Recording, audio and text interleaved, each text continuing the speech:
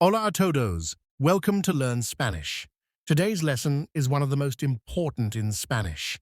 The difference between ser and estar both mean to be, but they're used in different situations.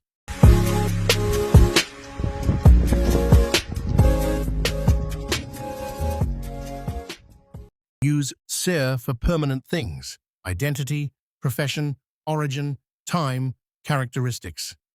Example sentences. Yo soy estudiante. I am a student. Ella es doctora. She is a doctor. Somos de Mexico. We are from Mexico.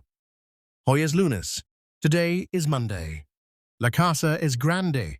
The house is big. Use estar for temporary states, location, emotions, physical condition.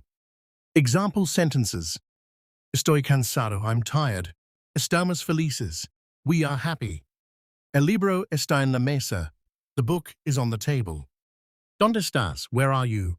Mi madre está enferma. My mom is sick. Here we can use ser and estar in the same sentences, but different meanings. Same sentence subject, different meaning. La manzana es verde. The apple is green. It's the type of apple. La manzana está verde. The apple is green.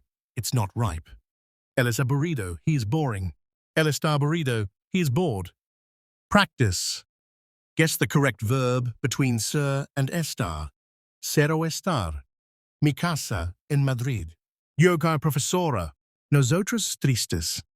Hoy viernes. Donde ga. Great job. Now you know when to use ser and estar. Practice in the comments and let me know which one is hardest for you. Don't forget to like, subscribe, and join me in the next lesson.